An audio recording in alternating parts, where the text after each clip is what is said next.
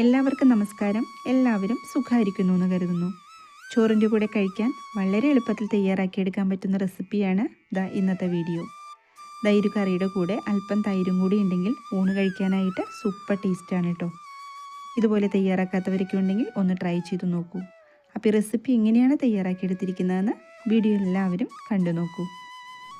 ഞാൻ എടുത്തു വച്ചിരിക്കുന്നത് നേന്ത്രക്കായയാണ്.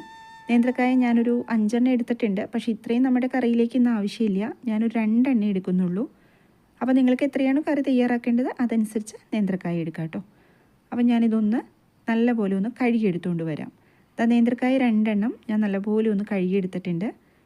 അപ്പോൾ ഇന്ന് നമ്മൾ ഈ നേന്ത്രക്കായയുടെ ആ ഒരു തൊണ്ടൊന്നും കളയാതെയാണ് കറി തയ്യാറാക്കിയെടുക്കുന്നത്. ഇനി നിങ്ങൾക്ക് ആ തൊണ്ടിൻ്റെ ടേസ്റ്റ് ഇഷ്ടമില്ലെങ്കിൽ തൊണ്ട് കളഞ്ഞോളൂ കേട്ടോ. പക്ഷേ എനിക്കിഷ്ടമാണത്. തൊണ്ട് കളയേണ്ട ആവശ്യമില്ല ശരിക്കും ഈ ഒരു കറിക്ക്. അപ്പോൾ അതൊന്ന് കട്ട് ചെയ്തെടുക്കുന്നുണ്ട്. അപ്പോൾ തീരെ അങ്ങ് ചെറുതായിട്ട് കട്ട് ചെയ്യേണ്ട ആവശ്യമില്ല. ഞാൻ ആ കട്ട് ചെയ്യേണ്ട രീതി ഒന്ന് കാണിച്ചു തരാം കേട്ടോ. ഇത്രയും ഒരു വീതിയിൽ വേണം നമ്മൾ കട്ട് ചെയ്തെടുക്കാനായിട്ട്. മുളകുശി നമ്മൾക്ക് നേന്ത്രക്കായ കൊണ്ട് മാത്രമല്ല മത്തങ്ങ കൊണ്ടും ഒക്കെ തയ്യാറാക്കിയെടുക്കാം. വളരെ സിമ്പിളായിട്ട് തയ്യാറാക്കിയെടുക്കാൻ പറ്റുന്ന ഒരു റെസിപ്പിയും കൂടിയാണ്.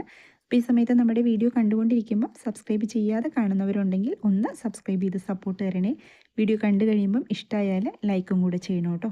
അപ്പോൾ ഞാൻ ഈ ഒരു രീതിയിൽ നേന്ത്രക്കായ 2 എണ്ണം അരിഞ്ഞെടുത്തിട്ടുണ്ട്. ഇനി നമ്മൾക്ക് ഇത് ഒരു കുക്കറിനകത്തേക്ക് ഞാനൊന്ന് മാറ്റി കൊടുക്കുന്നുണ്ട്. അപ്പോൾ ഇന്ന് കുക്കറിലാണ് തയ്യാറാക്കിയെടുക്കുന്നത്. ഇതിനകത്തേക്ക് ഞാൻ കുറച്ച് വൻപയർ ചേർത്ത് കൊടുക്കുന്നുണ്ട്. ഇത് പെട്ടെന്ന് വെന്ത് കിട്ടുന്ന വൻപയർ ആയതുകൊണ്ട് ഞാൻ കായും വൻപയറും ഒരുമിച്ചാണ് വേവിക്കുന്നത്. ഇതൊരു അരമണിക്കൂർ ഞാൻ കുതിർത്ത് വെച്ചിട്ടുണ്ടായിരുന്നു. ഇനി നിങ്ങളുടെ കയ്യിലുള്ള പയർ ഒരുപാട് സമയം വേവണം എന്നുണ്ടെങ്കിൽ പയർ വേറെ വേവിച്ചെടുത്തോളൂ കേട്ടോ. രണ്ടും കൂടി ഒരുമിച്ചിട്ട് വേവിക്കണ്ട. പയർ വെന്ത് കിട്ടിയതിന് ശേഷം അതിനകത്തേക്ക് നേന്ത്രക്കായ ചേർത്ത് കൊടുത്താൽ മതി. ഇപ്പം ഞാൻ ഇതിനകത്തേക്ക് ഒരുമിച്ചിട്ട് കൊടുക്കുന്നുണ്ട് നേന്ത്രക്കായും പയറും. അതിനുശേഷം ഇതിനകത്തേക്ക് ചേർത്ത് കൊടുക്കേണ്ടത് എരിവിനാവശ്യമായിട്ടുള്ള പച്ചമുളകാണ്. പച്ചമുളക് 2 എണ്ണം ചേർത്ത് കൊടുക്കുന്നുണ്ട്. നമ്മളിതിനകത്തേക്ക് മുളക് പൊടി ചേർത്ത് കൊടുക്കുന്നില്ല. ഇനി ഇതിനകത്തേക്ക് ഒരു 1/4 ടീസ്പൂൺ മഞ്ഞൾപ്പൊടി ചേർത്ത് കൊടുക്കുന്നുണ്ട്. അതിനുശേഷം ഇതിനകത്തേക്ക് ചേർത്ത് കൊടുക്കേണ്ടത് കുറച്ച് കറിവേപ്പിലയാണ്. കറിവേപ്പില എത്ര വേണമെങ്കിലും ചേർത്ത് കൊടുത്തോളൂ. മുളകുശത്തിന് ടേസ്റ്റ് തന്നെയാണ്. ഇത് വേവാൻ ആവശ്യമായിട്ടുള്ള വെള്ളം കൊടുക്കുക. വെള്ളം കഷ്ണത്തിൻ്റെ മുകളിൽ നിൽക്കത്തക്ക രീതിയിൽ ചേർത്ത് കൊടുക്കുക. ഇനി നമ്മൾക്ക് ഇതിനകത്തേക്ക് കുറച്ച് ഉപ്പും കൂടി ചേർത്ത് കൊടുക്കണം. ഈ ഒരു ചൂട് സമയത്തൊക്കെ മുളക് പൊടിയോ അതുപോലെ മസാലപ്പൊടികളോ ഒന്നും ചേർക്കാതെ ഇതുപോലത്തെ കറിയൊക്കെ തയ്യാറാക്കി കഴിക്കുന്നത് വളരെ നല്ലതാണ്. പ്രത്യേകിച്ച് പ്രായമായവർക്കൊക്കെ കേട്ടോ. ഞാനൊന്ന് കുക്കർ അടച്ചു വെച്ച് കൊടുത്തിട്ടുണ്ട്.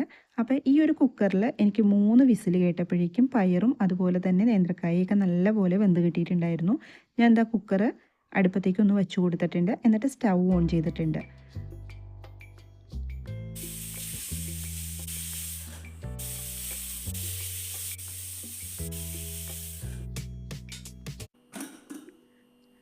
കായും പയറും നല്ലപോലെ വെന്ത് കിട്ടിയിട്ടുണ്ട്.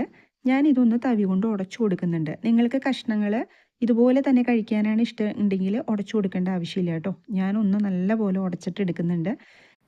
നേന്ത്രക്കായ കൊണ്ട് മുളകുശി തയ്യാറാക്കി എടുക്കുമ്പം അല്പം പയറോ അല്ലെങ്കിൽ പരിപ്പൊക്കെ ചേർത്ത് കൊടുക്കണം. എന്തിനാ വെച്ചാൽ നമ്മളിതിനകത്തേക്ക് നാളികേരം ചേർത്ത് കൊടുക്കുന്നില്ലല്ലോ. അപ്പോൾ അല്പം കൊഴുപ്പൊക്കെ കിട്ടാൻ വേണ്ടിയിട്ടാണ് ഈ പരിപ്പും പയറും ഒക്കെ ചേർത്ത് കൊടുക്കുന്നത്.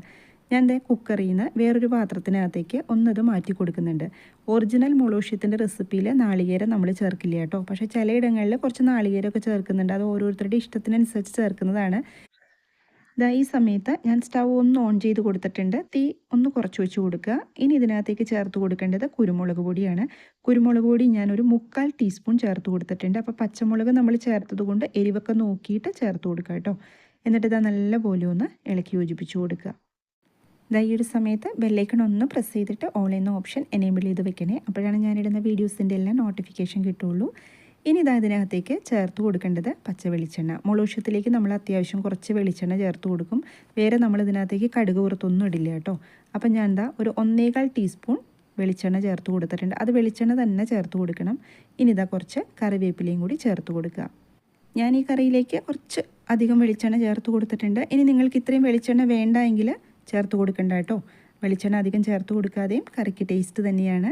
അപ്പോൾ ഇതുവരെയും ഇതുപോലെ റെസിപ്പി തയ്യാറാക്കി നോക്കാത്തവരൊക്കെ ഉണ്ടെങ്കിൽ ട്രൈ ചെയ്ത് നോക്കൂ. തയ്യാറാക്കി നോക്കിയിട്ട് ഫീഡ്ബാക്ക് കമൻറ്റ് ബോക്സിൽ പറയണേ. അതുപോലെ തന്നെ സബ്സ്ക്രൈബ് ചെയ്യാനും ലൈക്ക് ചെയ്യാനും ഒന്നും ആരും മറന്നു പോകരുത്. മറ്റൊരു റെസിപ്പിയുമായിട്ട് വീണ്ടും കാണാം. എല്ലാവരും സന്തോഷമായിട്ടിരിക്കുക. താങ്ക്